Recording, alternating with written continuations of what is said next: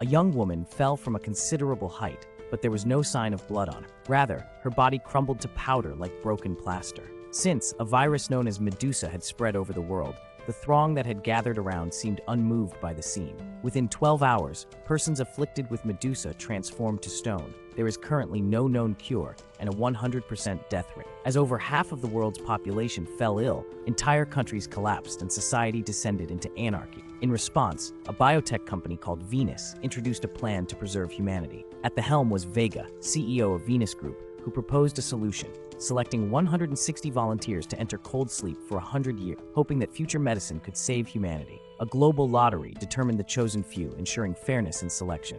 The main character, Kasumi, was chosen from billions of candidates and was considered lucky. Everyone in the crew received a wristband that could identify the Medusa virus when they arrived at the research center, which resembled a fortress. The bracelet would have black blotches if it was diseased. An AI called Alice would keep an eye on their cold sleep, making sure that the sleepers would be safe even in the event of humanity's demise. The 160 people went into their cold sleep capsules after everything was set up.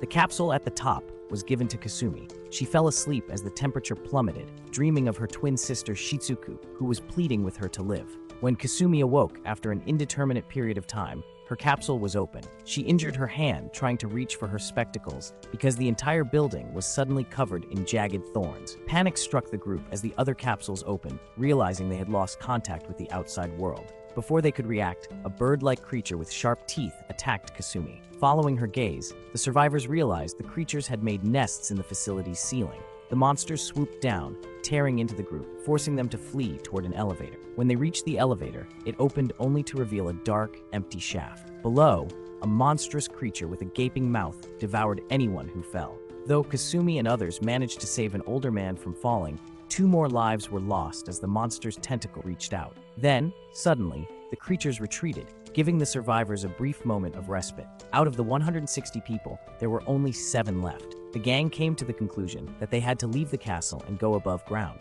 They set out, moving as if they were walking through hell itself, warily through dim halls covered with prickly plants. They were unaware that a massive eye had been observing them the entire time. Their route eventually came to a pitch-black river, but as they stood there, they noticed some liquid. It was the monster's saliva dropping into the water. The creature grabbed the old guy and instantly bit off his head, sending the rest into a panic. However, the group's youngest member, Timothy, warned them not to flee because the monster, who was almost blind, could only sense sound. Despite Timothy's warning, the others didn't trust him. Owen, one of the survivors, threw Timothy into the river, and the rest of the group jumped in to escape. Though dangerous, this allowed them to avoid disaster, but Kasumi, who couldn't swim, passed out. Owen, turning back, rescued her, pulling her out from among strange fish and bringing her to safety. However, the familiar sound of dripping saliva echoed through the air once again. Looking up, the group realized that the ceiling was swarming with monsters. In a panic, they rushed into a nearby protective door, but a large gap allowed the creatures to follow them inside. Thankfully, they had stumbled into a security room. Everyone reached for their guns to protect themselves. The animals had strong, robust skin, but finally, the constant firing overwhelmed them. As they began to lower their defenses, Portman was suddenly attacked by one of the monsters. They were able to repel it, nevertheless, and survive the encounter. Tension increased. It appeared that Peter was concealing something when he was seen wearing a necklace. After his secret was revealed, Peter took Kasumi prisoner and fled via the lift. The rest of the survivors made their way to the control room, arming themselves with more weapons. When they checked the computer, they were stunned to find that only 48 hours had passed since they entered cold sleep. Confused by the revelation, they still had no time to waste and focused on escaping. As they moved cautiously, trying to avoid the monsters, a sudden jolt startled Catherine, causing her to scream and alert the crew. Acting quickly, Owen shot at a fuel tank, setting off a violent explosion that engulfed the area in flame. When Kasumi regained consciousness, she found herself in a lab surrounded by the remains of various monsters. To her astonishment, she learned that their early awakening had been orchestrated by Peter and Owen. Peter, as it turned out, was the inventor of the cold sleep capsules. His true goal was to uncover the origins of the Medusa virus. Peter presented data pointing to the Venus group as the virus's original source. However, a monster attacked before they could comprehend the information. Kasumi managed to get out with Owen's assistance, and they met up with the other survivors in a makeshift wine cellar. Here, Owen disclosed his true identity. He was a secret military agent assigned to look into the Venus Group, which the military believed to be responsible for the virus. While they were processing this information, Vega, the CEO of Venus, arrived unexpectedly. Confronted by everyone's angry question, Vega had no choice but to reveal the full truth. It turned out that Medusa wasn't a virus at all, but a mysterious substance from an alien origin that granted humans evolutionary powers. However, human bodies were unable to handle this foreign material. 8 years earlier, a meteorite had crashed into Earth, and soon after, an entire village nearby had turned to stone and died, leaving only one little girl as the sole survivor. Vega, a high-ranking official at the time, was sent to investigate the incident. During his mission, he was attacked by a strange creature, which the soldiers initially believed to be alien. However, they later discovered that the creature was actually a manifestation of the little girl's imagination. The girl, it seemed, had gained the ability to turn her fantasies into reality through a medium provided by the meteorite, which they eventually identified as the Medusa virus. Vega brought the girl to their research base, and through rigorous study, he began to uncover the virus's secrets. Medusa was not just a virus, but an ancient cosmic organism, predating humanity itself. Its purpose was to force humans to evolve. However, most people couldn't handle the transformation, and those infected ultimately turned to stone and died. Remarkably, the girl had survived, perfectly merging with the Medusa virus and transcending normal human limitations. Eager for this power, Vega subjected the girl to relentless and brutal experiments, but he made little progress. Meanwhile, the girl's mental energy grew stronger, expanding to dangerous levels and showing signs of instability. Vega came up with a scheme to divide the girl's mental energy across 160 people in order to maintain control over the situation. Her power was briefly increased by this experiment, but a terrible incident happened right before victory appeared to be approaching, and much more powerful mental force from a higher dimension took over the girl's awareness. Her cells began an endless fission as her mental force erupted out of control. She exploded in a flurry of creatures and massive thorns that destroyed everything in their path.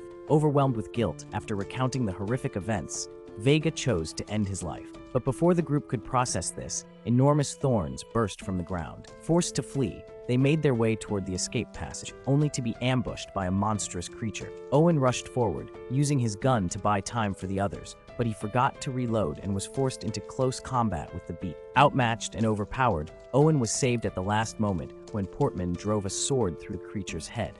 Unfortunately, Portman had been infected by the monster's blood, and he succumbed to the virus shortly after. Meanwhile, the relentless growth of the thorns caused seawater to flood the area, cutting off the group's escape route. Just when all hope seemed lost, Owen, who had barely survived, resurfaced from the water and rejoined them. As the water level rose rapidly, the survivors realized their only option was to leap into a whirlpool. Clinging to broken stakes, they narrowly avoided being pulled under by the powerful vortex and managed to escape.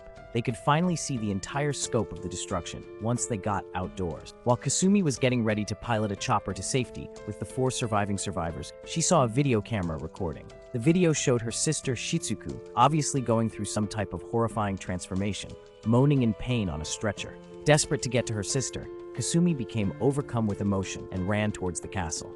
In that moment of realization, Kasumi understood the horrifying truth. The entity that had consumed the little girl's consciousness was likely her own sister, Shizuku. The monstrous thorns and creatures plaguing the ancient castle were the creations of Shizuku's awakened powers. Owen tried to stop Kasumi from advancing, but it was already too late. As Kasumi approached the castle, a violent eruption of thorns swirled through the air, morphing into a colossal monster. Owen, from the helicopter, attempted to rescue her, but Catherine, holding him at gunpoint, demanded they flee. Before they could act, a massive thorn struck the helicopter, flinging Owen out and sending him plummeting into the castle, where he reunited with Kasumi. Catherine, infected by the Medusa virus, tragically turned to stone, leaving Timothy as the only other survivor. Owen and Kasumi moved swiftly to the castle's upper floors and eventually arrived at the control room. Once there, they each succumbed to their own terrifying delusion. Owen had to deal with his late sister Laura, who tormented him non-stop.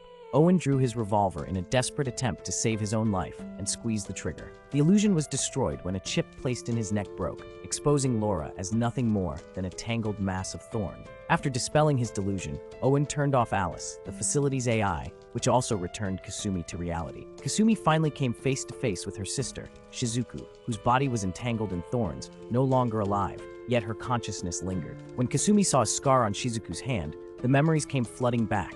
Kasumi had died long before the Medusa outbreak. Shizuku, unable to accept her sister's death, had experienced a mental collapse. Through a miraculous fusion with the Medusa virus, Shizuku consumed the little girl's spiritual energy and used this power to recreate Kasumi, altering her memories in the process. Shizuku's goal had been to build a perfect world where Kasumi could live in peace. Even the 6 survivors who initially accompanied Kasumi had been carefully orchestrated by Shizuku, designed to protect her and help her grow strong enough to face danger. But after creating this world, Shizuku began losing control of her mind and body, her consciousness gradually fading away. In their final moments together, Shizuku urged Kasumi to live on. As Shizuku's body disintegrated, she used her remaining power to send Kasumi to safety. As they both fell from a great height, a web of thorns rose from the ground to catch them. Sunlight pierced the clouds, and the fresh seaside breeze provided a moment of solace for the 2 survivors. The ruined landscape around them was proof that their ordeal had been all too real. The brave warrior, Shizuku, had perished, her life's journey now at an end. With the weight of everything behind her, Kasumi set off on her journey home, accompanied by the young boy, Timothy. The path ahead was long and winding, much like life itself, full of thorns, hardships, and unexpected turns. Yet despite the pain and struggles, Kasumi knew that one day, her flower would surely bloom.